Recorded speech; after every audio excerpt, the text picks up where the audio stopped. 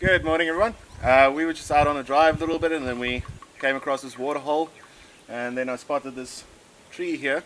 This is what we call a scratch pole, and most likely elephants came to the water hole, played around in the mud a little bit, and then afterwards they come to trees like this, and you can see how nice and smooth it is, and they scratch their backs against it and smooth out the mud over their skin. Helps to condition the skin a bit, but it is quite nice to feel, because with all the sand and the roughness of the elephant skin itself, it's almost like sandpaper, and it just smooths out the tree quite nicely.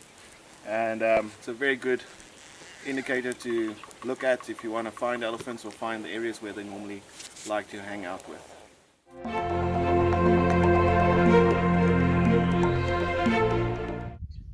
Afternoon, everyone.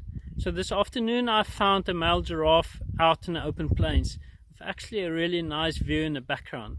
When I look at the giraffe browsing on this tree, there's actually so much information in only this one picture. But what really gets my attention is the browsing lines on this tree. So you will notice that the giraffe, when he's feeding on the top of the tree, there's not much leaves left. So this tree is very much favored by the browsers. Also the bottom part of the tree, there's not much leaves left.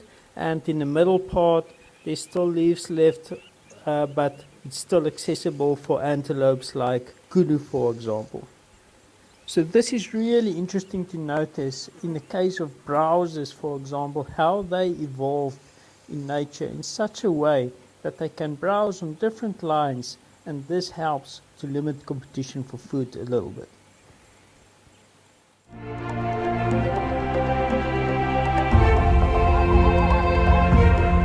I make a nice rope by using this mother-in-law tongue. So the mother-in-law's tongue that Panic is using is a succulent plant. Now these plants normally have lots of little fibers on the inside of it.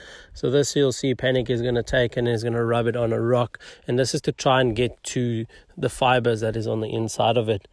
We then take 3 of these fibers that we've kind of loosened up. We tie a little knot at the end of it, and then we'll start weaving all of them together. Now once we start weaving them, you'll see it kind of taking resemblance of a rope, and this is what it is then used for. Can also be used to make fishing nets or even bracelets for their arms. So good evening, folks. I'm very blessed tonight to be sitting with this big beautiful male leopard, and this particular male is a resident on Kapama. We see him very, very often.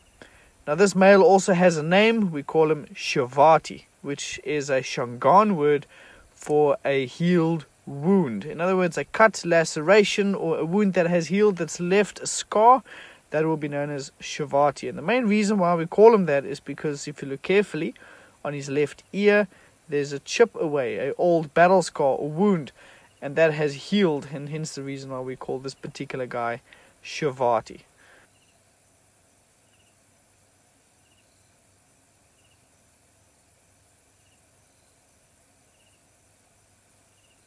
As you can see right now, he's having a nice little stretch. There's a very, very good chance this guy's going to get active now into the night and maybe start hunting or even just marking territory. Anyway, have a great night.